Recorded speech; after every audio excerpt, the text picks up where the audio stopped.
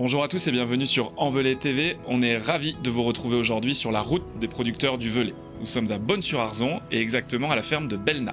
Magali et Sébastien vont nous montrer comment ils fabriquent leur petit fromage de chèvre, mais surtout le fromage, le Belna, qui est un fromage cuit au chaudron et qui est affiné dans une cave fantastique. Suivez-moi.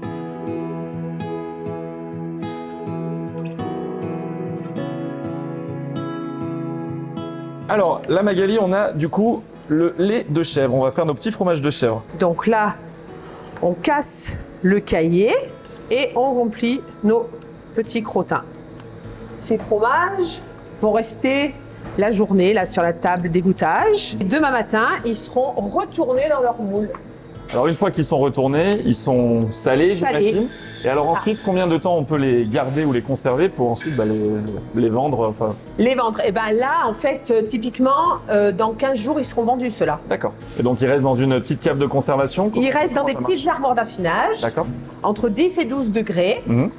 Là, ici, le laboratoire est dans une température à 20 degrés parce que les lactiques aiment cette température-là. Et le géotrichome, une fois qu'il est installé, il continue de se développer dans les petites armoires d'affinage. Les chèvres sont nourries exclusivement au foin toute l'année. Elles sont complémentées avec les céréales de la ferme et avec quelques bouchons de luzerne aussi. Et en agriculture biologique? En agriculture biologique, alors voilà. Depuis quand, du coup? Expliquez-moi un petit peu. 2015. D'accord. On a terminé la conversion en 2015 et on a fait notre premier fromage en 2020. Alors du coup, Magali, la ferme de Belna, elle est aussi quand même reconnue pour ce fromage assez typique, assez authentique. Donc parlez-nous un petit peu comment on fabrique le Belna. C'est une pâte pressée cuite au chaudron qui est en cuivre, donc il y a des propriétés qualitatives, en tout cas au moins pour éviter de détruire certaines bactéries. Pour faire un Belna, il nous faut entre 250 et 300 litres de lait.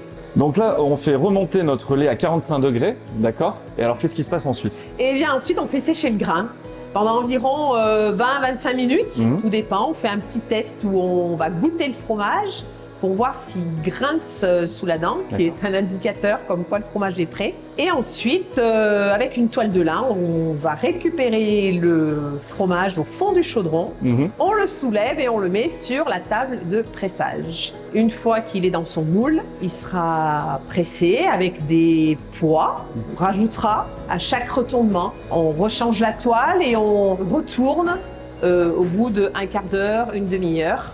Et il sera pressé toute la nuit. Et le lendemain matin, on enlèvera la toile, on le numérotera et il partira en cave. Alors là, Sébastien, on est dans la chambre secrète de la ferme de Belna. Tout à fait. Parlez-nous de cette cave parce qu'elle est incroyable. L'histoire de cette cave, c'est que c'est un fromage assez noble quand même, qu'on a choisi de faire cuire notre lait dans un chaudron en cuivre. Et suite à ça, je ne pouvais pas me dire qu'avec un lait de qualité cuit dans un chaudron qui est quand même noble, affiner un fromage dans du pain de sandwich. Et donc j'ai décidé de faire cette cave pour justement que ce fromage puisse s'affiner en toute quiétude et surtout qu'il puisse tirer les arômes que nos vaches vont transmettre dans leur lait. Alors maintenant, expliquez-nous comment ce fromage, il forme cette croûte. Cette croûte est formée par un certain ferment qu'on met dans le fromage.